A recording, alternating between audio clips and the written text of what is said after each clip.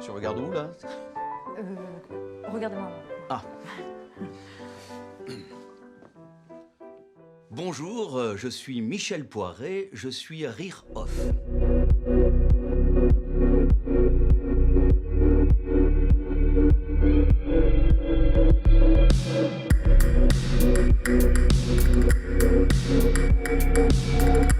Pour une fois, il a pas tort. Ces salauds lui ont pris sa fille, merde. Et c'est nous qu'on traite comme des criminels. Oh!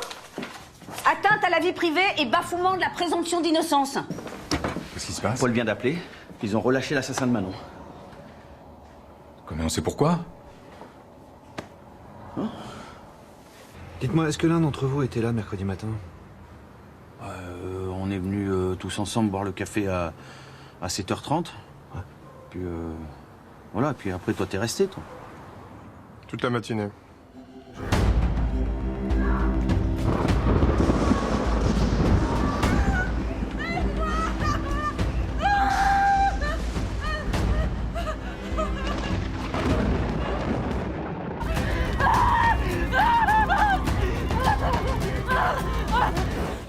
Vous savez, le Rire Off a eu son heure de gloire dans les années 80.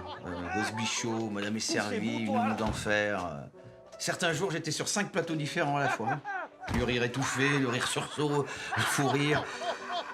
Tout ça, c'est pas sans danger. Tachycardie ventriculaire. On était sur la version montée de l'épisode 3, saison 5 de Oh I Met Your Mother.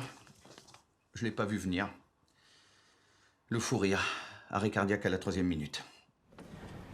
Monsieur le Président, je reconnais bien volontiers que les faits qui sont reprochés à mon client, le docteur Stéphane Albertini, sont avérés. Silence! Silence! Continuez, maître. Ces femmes ont bravé la loi, elles aussi. Concluez, maître Lartigue.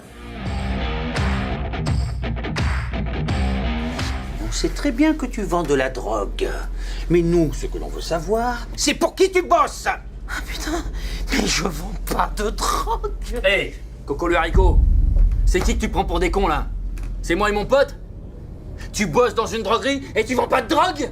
Mais côté discrétion, c'est zéro, mon Toto. Nul. Mais oui, c'est comme si un hold-upper bossait dans une hold-uperie. Ben oui, ou un braqueur dans une braquerie. Ou un monopeur dans un monoprix. T'es con.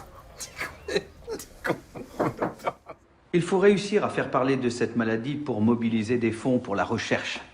La solidarité de tous est essentielle. Allez, on y va.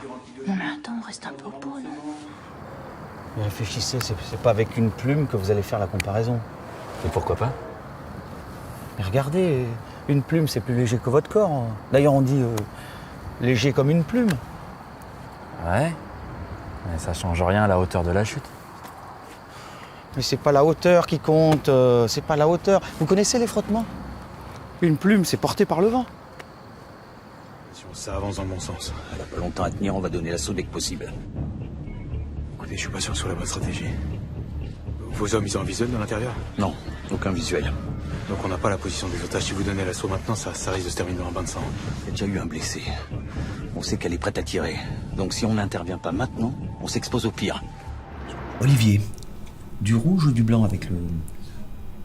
Oh bah du rouge. C'est ça être adulte. C'est faire des choix. Et choisir, c'est apprendre à renoncer. À renoncer, tu vois? N'est-ce pas, Olivier?